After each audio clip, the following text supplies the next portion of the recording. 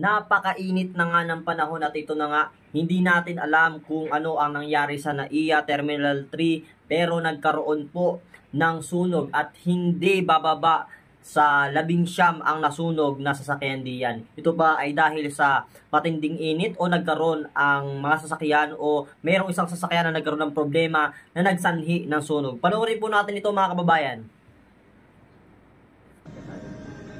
Oo nga. Overheat.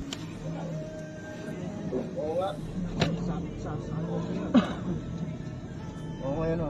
Ay, dami. Ito kotse. Kotse yan, no? Sinayang. Dalawa, nasama yung isa. Hindi nila amin. Ako, daming nasunog. Wala bang bumbero? Ako, Pero naman dito sa kawawa naman ang mga may-ari ng sasakyan na to. walang nag-ano. Hindi, darating yan. Pagtapos na. Parang polis na yan. Ay, bago pa oh. Dalawa, Ayun ang isa, oh. Sayang. Ay, sa unahan din, oh. Bago, eh. Daming kinain. Mga martes kayo dyan ah. Ako, dami. Ilan yan? Ah, Ang dami. Ay, ang dami. Ayun, dalawa ko Dami sasakyang nasunog. Meron pa sa likod. Hindi, yung Oh, ayun, no? yan na. Ang daming sasakyan na.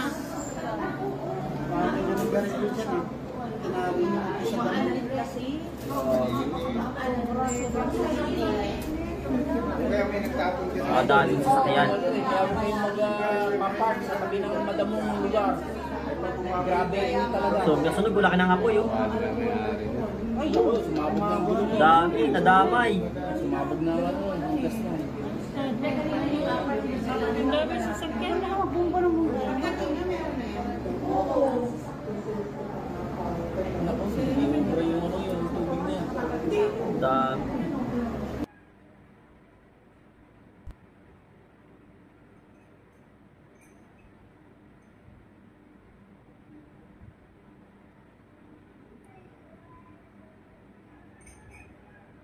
Wala, sunog na.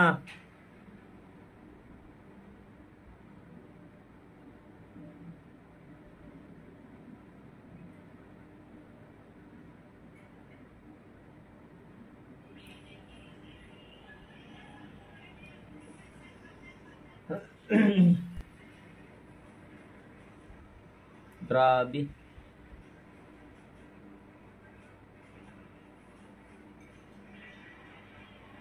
Dami, nasunog na lahat.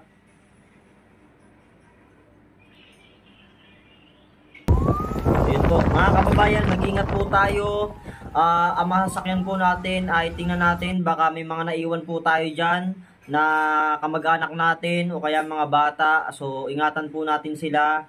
Check po natin, baka naman may mga object or mga gamit na bagay dyan sa inyong mga sasakyan na magsasanhi ng sunog. Alright, ingat po tayo mga kapatid and till next time.